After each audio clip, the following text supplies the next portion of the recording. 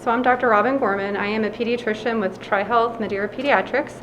I'm here at the Sports Club tonight. I'll be talking about ADHD and then also getting into the topic of body image at the end of the presentation as well. I have no disclosures, unfortunately. I'm a member of the Sports Club. That's about the only thing. All right, and then the objectives for the talk tonight, we'll be talking about ADHD in kids. We'll go over how it's diagnosed, also management options. We'll also talk about different types of therapy and support for ADHD, including how to get your child's school involved and also their primary care provider involved. Then we'll change gears and talk about body image disorders. We'll talk about what are body image disorders and learn about resources in the community, and also understand why it's important to recognize these conditions early on and how to get help. And we'll talk about ways to help promote a healthy body image with your child and prevent these problems down the road. So the first thing I want to go over is really what is ADHD. So ADHD is a neurodevelopmental disorder. It starts in childhood and it causes difficulty with paying attention, difficulty with impulsive behaviors, and also hyperactivity. Neurodevelopmental means it affects the brain and it affects development. And then this disorder does have to start in childhood, which we'll talk about a little bit later when we go over the diagnosis. And then it's important to understand that these features of ADHD can also be seen in younger kids just based on their development. So it's important that in order to make a diagnosis, that these symptoms are present and more so than what you would normally expect for the age of the child and the normal developmental level. So ADHD is common. It's actually the most common neurobehavioral disorder of childhood. It's estimated that about 7 to 8% of kids are diagnosed with ADHD, but that's probably an underreport. There's probably more kids that are affected that are not actually diagnosed. As far as what causes ADHD, we really don't know. We have some ideas, number one being genetics. So research shows that genetics plays an important role in ADHD development. That's based on studies that have linked, twin studies that have linked genes with ADHD, and also the fact that it's more common in patients that have a first-degree relative, like a parent or a sibling that's been diagnosed with ADHD. We think that catecholamine metabolism plays a role based on imaging studies, also possibly the structure of the brain, also based on imaging studies, but it's probably a combination of different factors, but genetics being one of the most important. Symptoms of ADHD occur in childhood, so we have to see symptoms occurring in childhood to make a diagnosis. The average age that kids are diagnosed with ADHD is actually 7 years old, and then this condition persists throughout life. We don't think that adults really outgrow ADHD as much as they just learn to manage their symptoms better. They learn to cope and it causes less impairment as a young adult or an adult. As kids get older, we actually see that the symptoms can change a little bit. So the hyperactive and the impulsive symptoms of ADHD tend to decline during adolescence, and we may see more inattentive symptoms as kids get older. So there's 4 different general types of ADHD. There's the primarily inattentive type, there's the primarily hyperactive impulsive type, and then there's the combined type, which involves features of both of the first 2 types. And that's the most common, so the combined type is the most common type that we see. And then there's the other specified and unspecified type, and those are the kids that we think have ADHD, but they don't really meet the specific criteria for a diagnosis. So as you can see just from the different types, that this is not a one-size-fits-all disorder. The kids can really look very different. So symptoms of ADHD. The inattentive symptoms are symptoms that involve kids that have trouble paying attention. They get distracted easily. They don't follow through with instructions or finish their task at hand. They often will lose things, and sometimes they even avoid doing work that requires a lot of effort because it's hard for them to focus. They often seem like they're not listening or like they don't care about details, and they can seem disorganized, and they often just forget things. So these are features of the inattentive type of ADHD. And then we've got the hyperactive and impulsive type of ADHD. So the hyperactive kids are almost as if they're driven by a motor, so they're on the go. They squirm, they fidget, they get out of their seat. They often get in trouble for talking too much in school. They can't play quietly, they can't stay seated. And then the impulsive type of kids often will kind of blurt out answers and talk out of turn. They can potentially get into harm's way if they're not being cautious when crossing the street. They just act on impulse. They have trouble waiting, and they often will get in trouble for interrupting. So how do we diagnose ADHD specifically? So first of all, this is a diagnosis that really starts at the youngest at age 4, but most commonly we're diagnosing kids that are 6 and older. So the 4 and 5-year-olds we can diagnose, but it can be a difficult age, which we'll talk about a little bit later. Under age 4, there's really not good evidence about treatment and diagnosis. So the younger kids under 4 are oftentimes it's other behavioral concerns that we're addressing, which might involve behavior management or referral, but not a specific diagnosis of ADHD. So we start the evaluation for ADHD when we see kids that are having trouble in school, kids that are having trouble with their behavior, and if they're having the symptoms that I mentioned on the previous slide with inattention, hyperactivity, and impulsivity. So in order to make a diagnosis, we look for those symptoms, and then we also have to see impairment. So that's an important part of the diagnosis as well. Impairment means that they're really having trouble functioning. So it has to affect how they're doing in life. And it also needs to involve more than one major setting. So if kids are only having symptoms in school or only having symptoms at home, then it may not be ADHD. There may be something else going on that we need to address. In the kids that are 4 to 16 years of age, we are looking for at least 6 symptoms of ADHD. For the kids that are a little bit older, 17 and up, we're looking for 5 core symptoms of ADHD. And it's an important part of the diagnosis that the symptoms start when kids are young, so before age 12. And the symptoms also have to be persistent for at least 6 months. While we're diagnosing and evaluating for ADHD, we're also looking for other conditions that may be present along with ADHD or instead of ADHD. So we're looking for behavioral problems. We're looking for things like anxiety or depression. We're looking for developmental disorders. It could be a learning problem, it could be an autism spectrum disorder. And we're also looking at physical conditions. So in particular, sleep disorders can cause kids to look like they have ADHD. If kids aren't sleeping well or they're having poor quality sleep, they may seem hyperactive, they may have trouble focusing, trouble sitting still. So we're looking for all of these things when we're making a diagnosis. And it's important to rule out these alternative causes so we make sure we have the right diagnosis and we know the best management. So we use rating scales.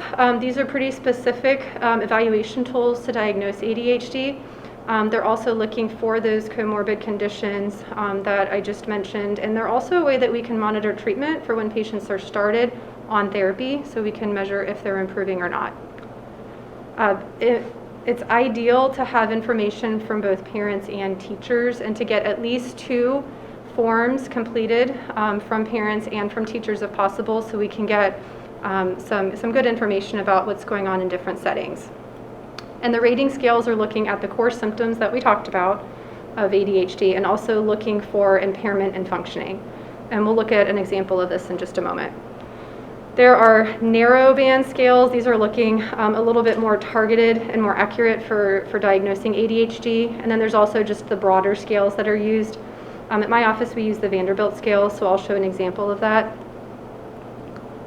Here's just a graphic that shows the variety of different scales that are being used. And I know it's kind of tiny writing, but it shows that each scale that's being used is looking for different types of behaviors, not just ADHD, but also anxiety, depression, also kids that may have some problems with conduct disorder, anger, aggression.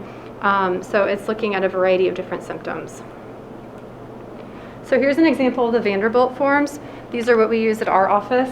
The words are really tiny, but just as a general idea, these top questions here are looking at inattentive ADHD symptoms.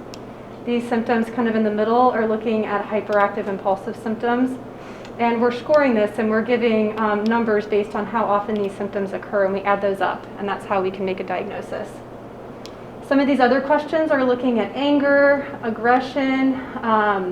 Over on the other side here, we're looking at kids that may be having some fearful or anxious symptoms and also feeling sad or depressed.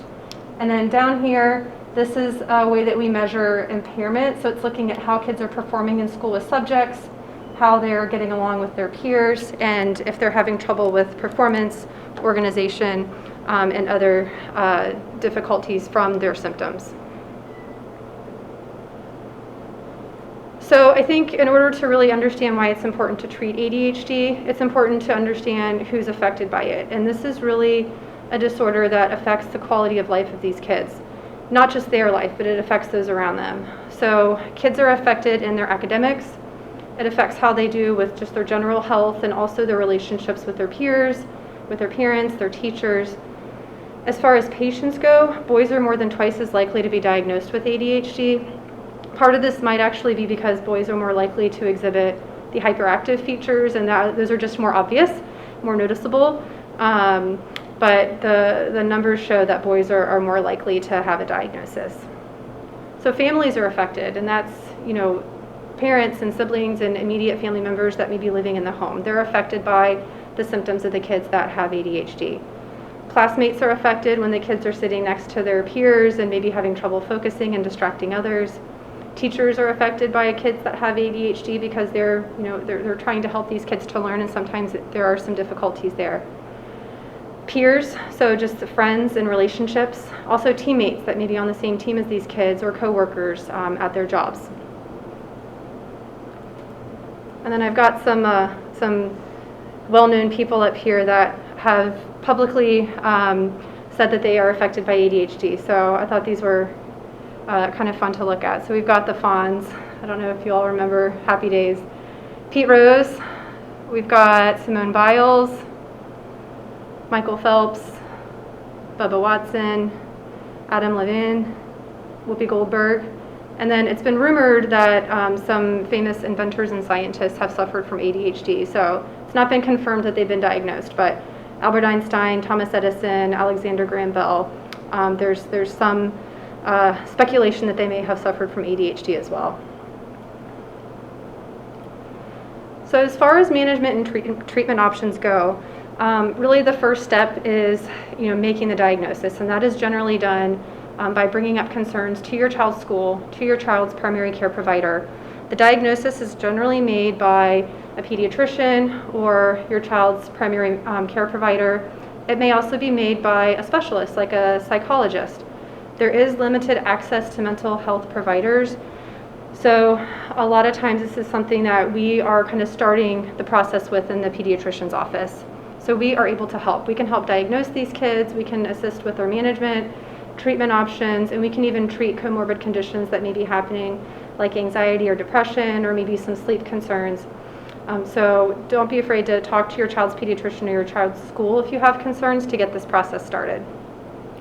As far as treatment goes, the basic treatment options are involving behavior management or therapy, and then also medication management.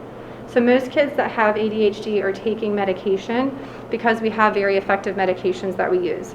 About half of kids are involved in behavior therapy, but there's a quarter of kids that are not getting any type of therapy, which is concerning.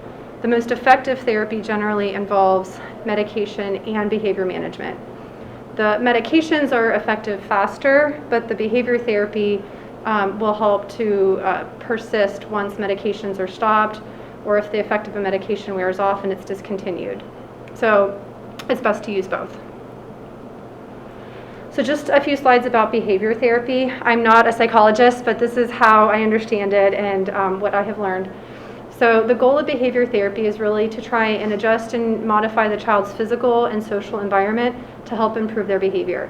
So what this looks like is the parent will set rules, and then the child will understand the rules, and then that will help to make discipline more effective, and that'll help improve behavior. So this is most effective when it's provided by a trained therapist. And that might be a referral from your pediatrician, it might be through your child's school, it could be someone in the community, it could be through Children's Hospital. There are lots of options out there. but there are therapists that can help teach these skills. And essentially, behavior therapy is helping parents to first understand what behaviors are appropriate for age and to learn developmental expectations for age. So, for example, if a parent is concerned that a 2-year-old is not sitting in his seat at dinner, that's not something we expect for a 2-year-old, but an older child, we would expect that. The behavior therapy is also helping parents learn behaviors that can strengthen the relationship between the parent and the child. And this is offering some specific management skills for what the problem behaviors are. So some examples would be timeout. Most of us are familiar with that. We either have used it or we've threatened it at some point with our kids. Positive reinforcement. So that's really rewarding the good things that kids do. So if a child completes an assignment or achieves a goal or an accomplishment, they get rewarded for that. So it could be a token, it could be a prize, it could be some extra time to play outside. Token economy is one other example. So that's combining a reward and a consequence. So you do a good job, you get a reward or a token, and then you cash that in for a prize. Those are just some of the examples that will be used. Behavior therapy is also training the adults to influence the variables that they can control in the environment to help improve behavior. This can help with kids who are constantly interrupting or not completing their assignments. Families can actually start these different types of behavior management even before we have a diagnosis that's made. And these types of therapies are effective for more than just ADHD. So lots of different types of behavior concerns can benefit from behavior therapy, including body image disorders, which we'll talk about a little bit later on. Now, in the school setting, behavior therapy is also effective. And what that may look like for the younger kids that are in preschool is maybe a group program for children or specific therapy between the parent and the child. The older kids that are in elementary or middle school may have some specific interventions or educational supports, and these may be specific to the child. So, for example, we might try to modify the school environment to make it more conducive to learning for the child. This can involve placement in the class. Maybe they sit in the front to try and minimize distractions. Also behavioral supports that may be specific that the child is receiving at school. ADHD should qualify for children for a 504 plan. So that's something that you can talk to your child's school about if they're diagnosed with ADHD. And some kids, if they have severe symptoms and it's affecting how they learn, may also have a more specialized individualized education program or IEP. In the home setting, this is also important to continue behavior therapy and to try and be consistent. So in the home, this might involve having a daily schedule that is consistent. So having wake-up times and feeding times and sleeping times consistent each day. Consistency is really key for these kids. Trying to minimize distractions. So when they're learning, if the TV's on and there's all kinds of noise in the background, electronics or just overstimulation, that can affect their ability to focus and learn. As far as organization goes, this might involve having like a planner or a backpack where they can kind of keep everything in the same spot. Rewarding positive behavior is the positive reinforcement that I talked about earlier. So keeping kids motivated by rewarding the good things that they do and setting small goals that they can accomplish. So little things that make them feel good when they can accomplish them. Keeping kids on task can be difficult, but using like charts and checklists that they can check off can be helpful. Limiting choices to things that you approve of, but helpful. And then encouraging success. So, like I mentioned before, we're setting the small goals. It's important for the kids to feel like they're accomplishing something. Staying calm can be difficult, but using techniques like timeout. Also, if the behavior is not causing any danger to anyone, then just ignoring the child or distracting them, redirecting them can be helpful.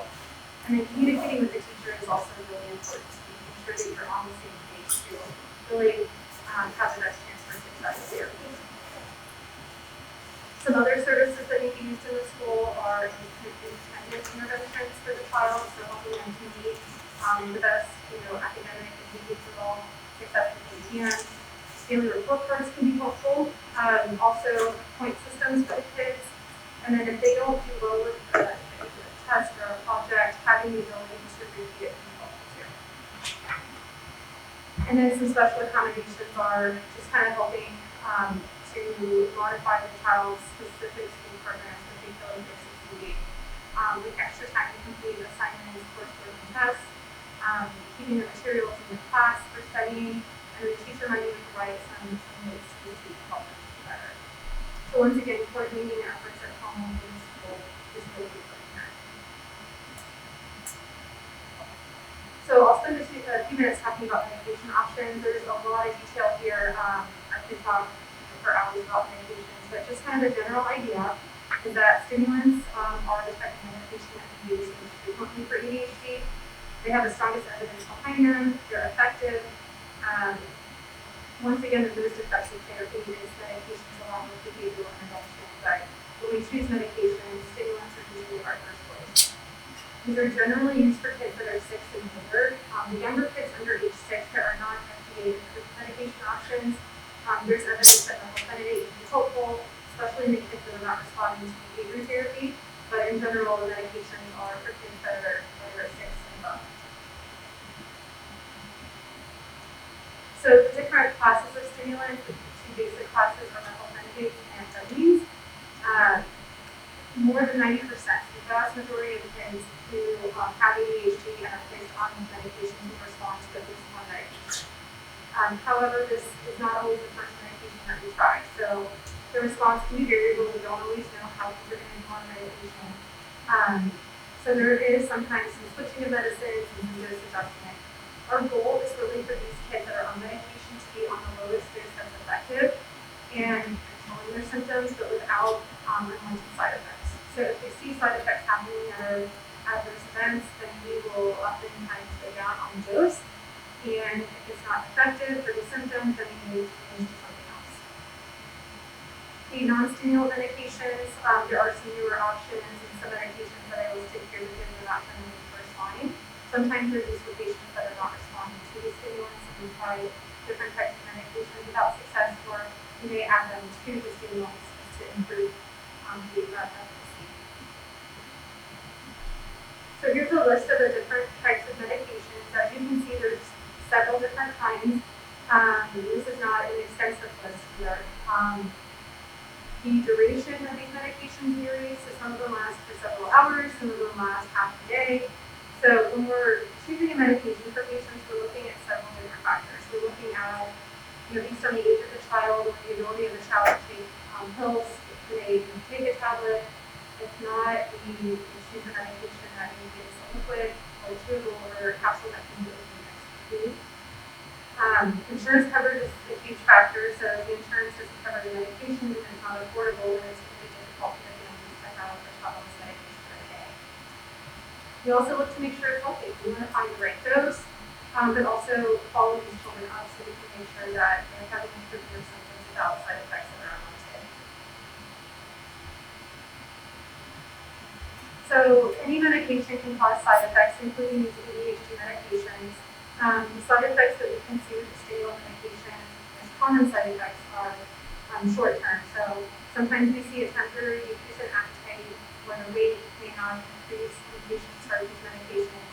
Sometimes kids complain about belly pain or headache, physical symptoms, or maybe some difficulty sleeping, and this often improves as time is kids adjust to the medication. But if the symptoms are persistent, then it may be easy to go down with this and try a different medication.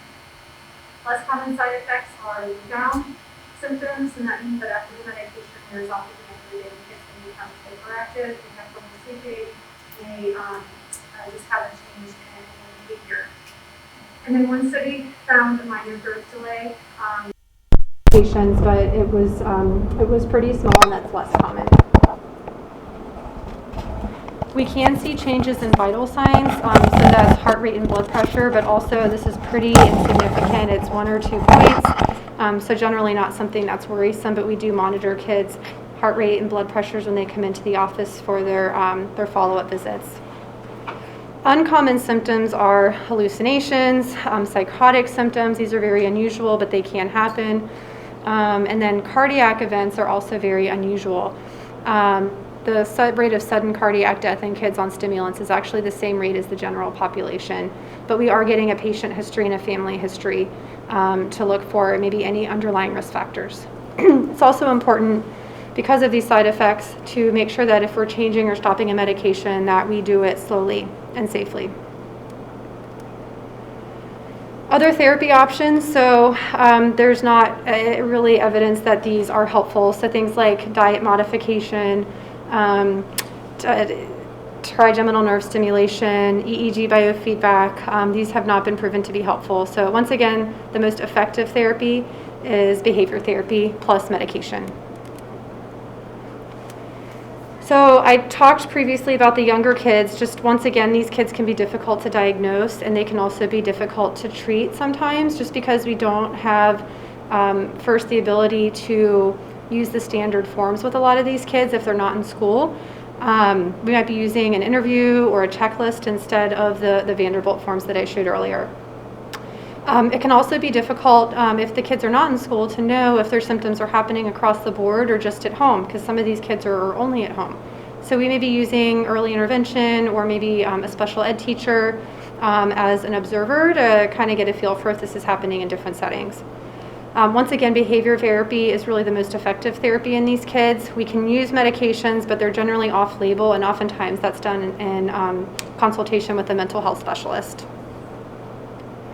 And then on the flip side, the teenagers can be difficult to diagnose. These kids oftentimes have multiple teachers. They don't have a teacher that really knows them really well. These kids can also have the tendency to minimize their behaviors, and they're not concerned about it. Parents are also maybe not monitoring their symptoms as much if the teenagers are spending more time in their rooms or they're not around as often. And as I mentioned earlier, as kids get older, a lot of times the hyperactive symptoms decrease, and so it might not be as obvious that there's something going on. So for these kids, we might be using coaches or guidance counselors or just people in the community that know them to help make a diagnosis. And once again, these kids really need to have the onset of symptoms before age 12 in order to make a diagnosis. If not, then there might be something else going on. Behavior therapy for these older kids oftentimes involves the kids and their parents together, working on communication and working on problem-solving skills, and just really focusing on functioning. So that's our goal, is to help improve how they're doing with their performance and to help improve their functioning. And being consistent is really key across the board, whether it's at school or at home. Stimulants are very effective for the teenagers, so oftentimes they are on medication management.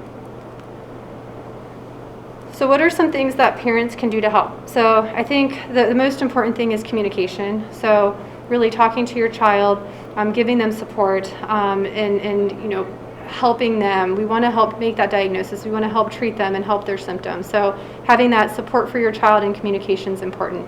And then starting the process. So talk to your child's school, talk to your child's primary care provider to kind of get the ball rolling. Parents are providing a lot of important information about what they're observing and how the child's symptoms are affecting their life. And then parents are also giving us a family history. So their personal history of siblings is helping us to make a diagnosis as well. And then parents are advocating for their kids. So you can get your child's school involved, talk to the teacher, and get them involved in the process. Parents are also helping to maintain adherence to therapy, so making sure the kids are doing their therapy, that they're taking their medication. We know, especially in the older kids, that stopping treatment and not having consistent treatment puts kids at higher risk for things like motor vehicle collisions, depression, and then other types of injuries. So your child's primary care provider and your school have resources for you, but here's a list of some other resources. The primary one that I recommend for families is CHADD.org. So that's children and adults with attention deficit hyperactivity disorders. That is a resource that's good for parents, schools, providers, and patients. So that is kind of the end of my ADHD part of the talk. So I'm going to change gears a little bit, and we're going to spend some time talking about body image. So what is body image exactly? So it's a pretty complex thing. It actually involves how a person, the picture that a person has of his or her body, and this does not depend on how the body looks. So it's their subjective picture. And this involves how they think, how they feel about their body, evaluations, how they treat their body, and behaviors related to their body. So this is an important part of your personal identity. This can involve the shape of your body and different parameters like height and weight and body mass index or proportions. this really affects our satisfaction. So this is something that affects us in our lives every day. It's how we think, how we feel, how we perceive, and how we behave. And behaviors are things like checking in on our bodies, or how we take care of our bodies, how we may alter them or conceal them if we're not happy with them. And this changes. So as kids get older, their body image and how they feel about their bodies does change and evolve. It can also change with just how a patient's mood is and the clothing that they're wearing. So even starting as young as 2 years, kids are starting to recognize themselves. As toddlers, they're becoming aware of gender differences. And then even at age 6, they're aware of their body shape. And kids that are in school age, so 6 to 12 years, can actually develop dissatisfaction already with their body size and shape. And then the teenagers are going through a huge transition period that is really critical in their development of their body image and can affect how they feel about their bodies. So this can be healthy, but it can also be unhealthy. So when it's unhealthy and there's misperception of body image, this can lead to some concerning things. So first of all, misperception of body image is really common. So almost half of kids have body image misperception. It's more common in girls, more common in the older kids, and more common in kids that are overweight. However, this is becoming increasingly more common in boys and in younger patients and in the LGBTQ population as well. So this is affecting everyone. It's misperception of body image is an important component of several body image disorders that we'll talk about, and it can affect their physical health, it can affect their mental health, how they feel about themselves with their self-esteem, their mood, and then their ability to function in school with friends and at work. Children are particularly vulnerable due to different factors. So peer pressure, kids are very susceptible to peer pressure. Also kind of cultural norms and gender fashion, influences from their school and their family. So these can all affect how kids feel about their body image. And then during puberty, as I mentioned, adolescence is a critical time for body image development. Kids are going through changes at this age, which can be really difficult for them. So things like acne and breast development, menstruation, just body changes can make it hard for kids at this age. So body image disorders, I think an important thing to understand is that the body image disturbance precedes the disease. So the body image disturbance comes first and then leads to the disorder. So if we can help with body image, we can help prevent these diseases from happening. The first thing I want to talk about is eating disorders. So this is something where early detection and really having a suspicion and awareness and intervening is key. So eating disorders are under-recognized, so it's difficult to really know how commonly they occur, but there's estimated to be a 9% lifetime incidence of eating disorders. So anorexia is the first one I'll talk about. It's restriction of energy intake, and this may involve limiting the food intake. It may involve excessive exercise. So basically more energy, they're restricting the energy in and increasing the energy out. These patients have distortion of body image and also have a misperception of their body weight and have an intense fear of gaining weight. These patients can actually have, an intense fear of gaining weight, and they're actually really low with their body mass index. So these kids can be affected. The anorexia can affect multiple aspects of their bodies. It can slow down metabolism. It can affect their heart because of electrolyte disturbances. The kidneys can be affected, the GI tract can be affected, and we can see things like constipation. Their menstruation may stop, and they stop having their menstrual cycles. We can also see changes in the bones with decreased bone density. Unfortunately, anorexia has a high mortality rate, primarily because of the way that this can affect the heart. It can slow the heart rate and also cause these electrolyte abnormalities that can cause difficulty with cardiac functioning. Bulimia nervosa is another type of eating disorder that is a type of body image disorder. So this involves recurrent episodes of overeating or binging followed by inappropriate compensatory behaviors or purging. And this might be something like self-induced vomiting, misusing laxatives or diuretics, or excessive exercise. Bulimia can be difficult because it oftentimes is chronic and it can be difficult to treat. Or it might relapse and remit. It gets better and then it comes back again. And this also involves distortion of body image. So these patients have excessive concern about their body weight and their shape that leads to the disorder. And then another type is binge eating disorder, which is similar to bulimia but does not involve the purging, it's just the binging aspect. Another type of body image disorder is body dysmorphic disorder. So these patients have a preoccupation that is causing them distress. They have excessive concern with parts of their body that they don't like or perceived defects. And this can lead them to functional impairment where they have trouble functioning. These patients tend to have repetitive behaviors and compulsive behaviors that they can't control, such as mirror checking, grooming themselves excessively. It could be picking at their skin. It could also be comparing themselves to others. And sometimes these patients will even seek out procedures to change their body. And then some other disorders that have increased incidence with body image disorders are things like obsessive compulsive disorder, social anxiety, and then depression and anxiety. And kids that have body image disorders show more than twice the risk of anxiety. So when should you be concerned?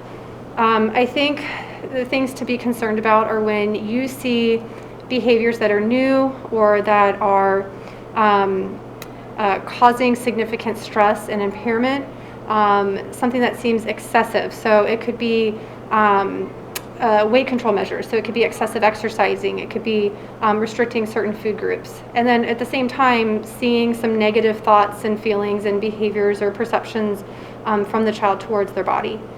As providers, we're looking at growth. So we're looking at, is there weight loss? Is there a failure to grow?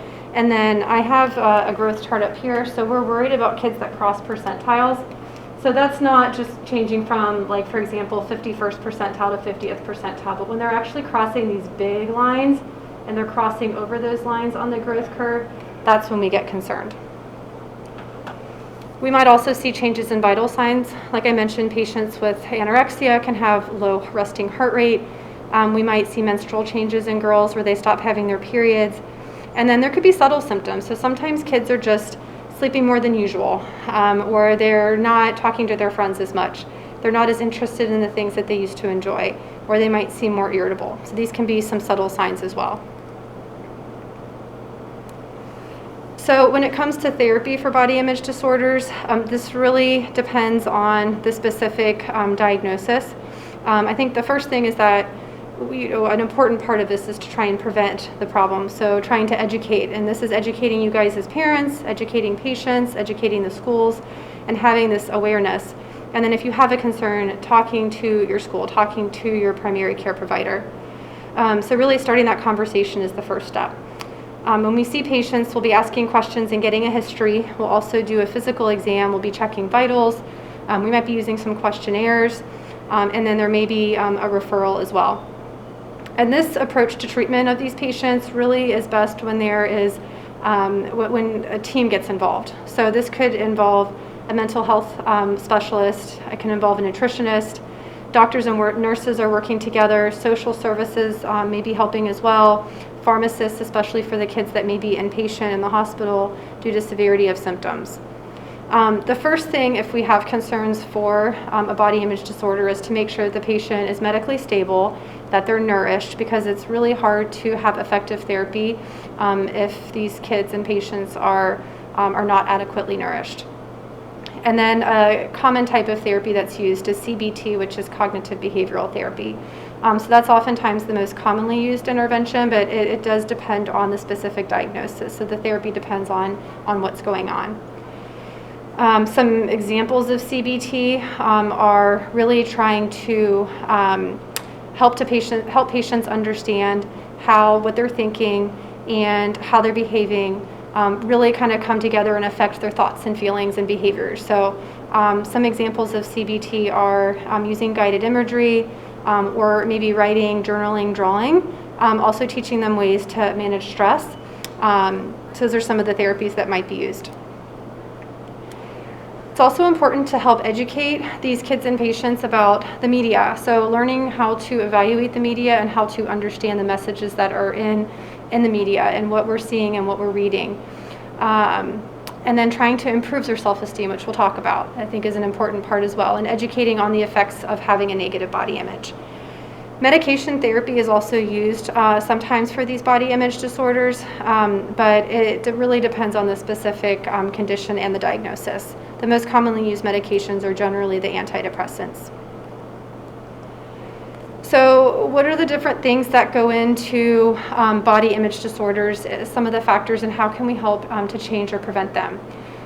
So body image, or BMI, the body mass index, we do know that patients that are overweight do tend to have a more negative attitude toward their body. So just trying to encourage good health in general is helpful.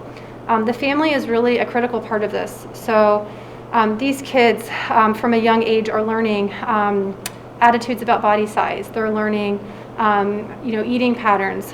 They're learning from their parents who may be criticizing their own body. So sometimes this is just indirect, and it's stuff that kids are picking up on when they're young.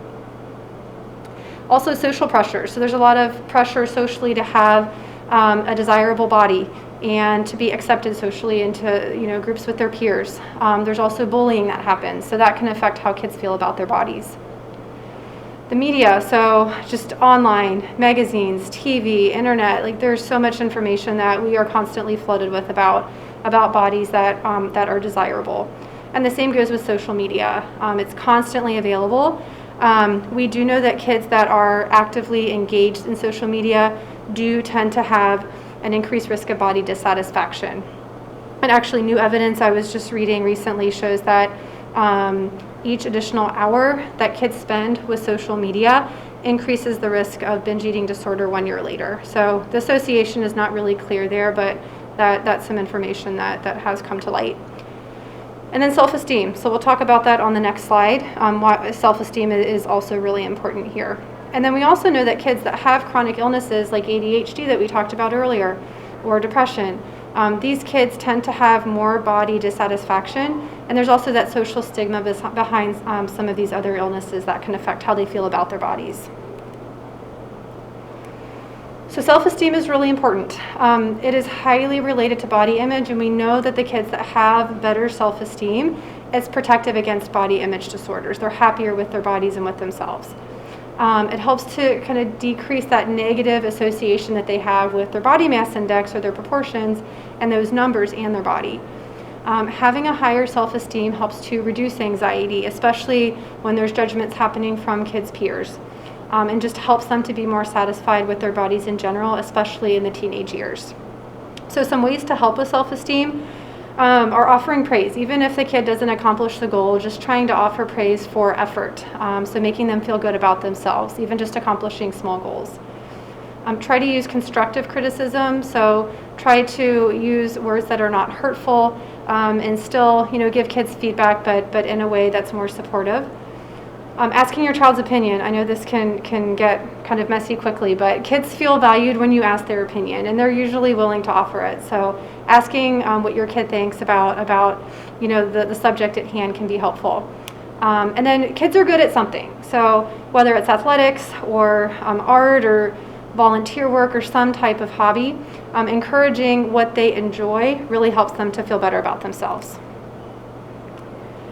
Some other things that you can do to help promote a healthy body image in general are just emphasizing that kids can be healthy at different shapes and sizes. So I think it's important to encourage exercise, encourage nutrition, but also to help kids to feel good about themselves. And then focusing on how their body's functioning rather than on the looks or the numbers can be helpful. So kind of complimenting kids with their strength and how strong they are and how quick they are, not necessarily how they look. And focusing on things like their body takes them to school and helps them to play sports, and the good things that their body helps them to accomplish. Once again, I think it's important to have your child feel comfortable with conversation and to let them bring up concerns that they have. So that communication is really important, and just the fact that you are listening. Educating kids about social media, I think, especially in this day and age, is also really important. So helping them to understand that these pictures that are out there in the media are digitally enhanced, and their marketing is using them to sell products. I think explaining that to kids, even in middle school when they're looking at these images on TV, in magazines, on the internet, can be helpful. And then also making sure that you're monitoring their use of social media and also the media in general, and that it's appropriate for age. And then just eliminating the fat talk and trying to be respectful of yourself, be respectful of others. Kids pick up on things even if we're not aware of it. They're listening and they notice things. And they model themselves after us. That's how they learn.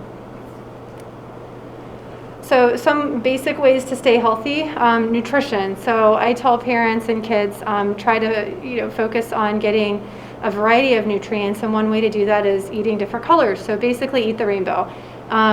Focus on trying to get some different colors of nutrients, and if it's difficult to do that on a daily basis, aim for just once a week. Try and get a food of each color, especially fruits and vegetables, and just take small steps and reward the good accomplishments that they're having, and then go from there.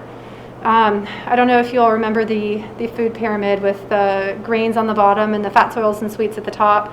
That's kind of gone out the window. So now you can see that the recommendation for healthy eating is now this little plate, and it's actually called My Plate. So it's on a website, myplate.gov, that you can see specific examples and more information about this. But fruits and vegetables are really taking up half the plate. The grains that used to be, that big part of the bottom of the food pyramid now has this little quarter over here. And then protein has another quarter, and then we've got the dairy as the side. So this has really changed just over the last few decades. Encouraging healthy meals, and then also snacks. So I think snacks are an important part of good nutrition as well. Try to pick good snacks that do have nutritional value. But I think encouraging snacks, especially as kids are growing and need energy, is a healthy part of their diet. And then exercise. So just the importance of physical fitness. Once again, instead of focusing on numbers and looks, trying to really encourage the strength and the functioning of their bodies is helpful. Sleep is another really important thing to talk to kids about. Most of us probably don't get as much sleep as we need, unfortunately, and it's an important part of our health. When you're sleeping, you're not just resting. There's a lot of important processes that are happening in your body. So having good quality sleep and getting enough sleep is really important. And then once again, just focusing on the behaviors, on the functioning rather than the numbers. So exercise, even little bits help. So the goal is 30 to 60 minutes per day, most days of the week. But if that's something that is difficult for you and your family, or it's really hard to get the kids, active for that long, then try to set small goals of maybe 5 or 10 minutes a couple times a week. So trying to start small, and even just walking. So simple exercise helps. It doesn't have to be too complicated. And what happens when you exercise or you work out is that you're increasing endorphins that are made by a gland in your brain, and that's helping to improve your mood, and it's helping to lower cholesterol or lower cortisol. Cortisol is a hormone that's involved in stress. It's involved in depression. So improving the mood and lowering the cortisol levels just help us to improve our self-esteem and how we feel about our bodies. I think it's also important to pick what you enjoy so that you can stick with it. These kids here are clearly having a lot of fun, and when they're little, just play is exercise. So social support through families that parents are giving their children, and through friendships is also a really important part of body image and self-esteem at a young age, and especially in the teenage years. So I think just trying to have that good relationship with your children, encouraging communication is so important. This helps to improve body satisfaction and reduce the risk of body image disorders when kids are secure in their relationships with their parents and others, and when they feel like they can communicate. And then resiliency. So really the definition of resiliency is the ability to spring back, to recover from diversity, and adjust to change. So having these good relationships, good communication is helping kids to do that. So I wish I could get out of this presentation without talking about COVID, but the more information that keeps coming up about mental health, I felt it was really important to put just a few slides about this. Right now, this is really a critical time for kids and for people of all ages from a mental health standpoint. We're seeing increases in mental health crises, both in the ED, but also just in outpatient offices with psychiatrists since COVID has started. So with ADHD and with body image disorders, COVID-19 is having effects. So any kids that have mental health or developmental disorders, it's taking its toll.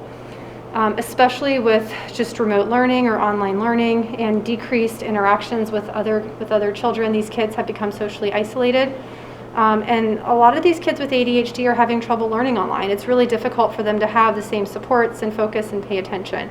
They're not as motivated and they get bored, and that can affect their performance in school. So we have seen an increase in ADHD diagnoses and also in symptoms of kids that are already diagnosed just since COVID. Kids respond differently to stress. They tend to react to stress by having problems with their behavior. Their behavior gets worse, or sometimes they regress with behavior development. So that's been something that's been happening, especially with children with ADHD. And then I think it's important, whether they're learning in person or online, to still have consistency. So having that structured routine to the day, encouraging positive rewards when they do a good job is important, whether they're in school or at home, and also having communication with the teacher and trying to have consistency is important. And even the kids that are learning at home still can have access to special accommodations through school, special supports, even when they're not physically present.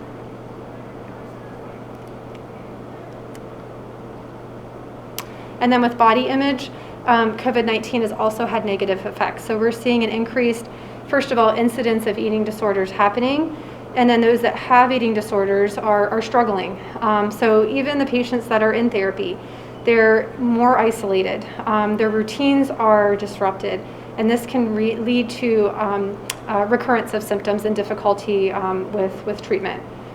These kids are also spending more time on social media and on the screens, which we just talked about, kind of the difficulties with that and how it can lead to body image disorders. And they've actually seen a 40% increase in helpline phone calls just in the past year since COVID related to eating disorders and body image disorders. Racial trauma has also been a huge stressor for families and for kids. Just multiple events that have happened in the past year. I think it's really important to understand that body image disorders can affect anyone. They can affect kids of any age. They're happening to younger and younger kids. They can happen to people of any ethnicity, any gender, race, socioeconomic status, weight. So they can really happen to anyone, and unfortunately, people of color are less likely to receive help. So I think it's really important to understand that this can happen to anybody.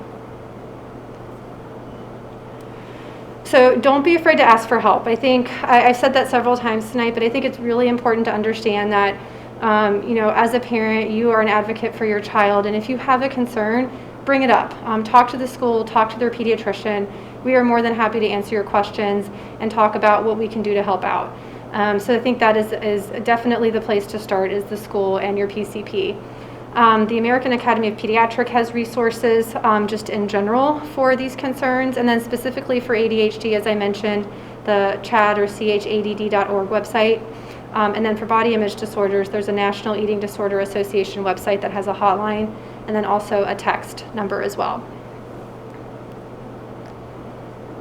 And that is all I have. I know that was a lot of information, and I went through some things pretty quickly, but I'm happy to answer any questions if anybody has anything that they want to ask.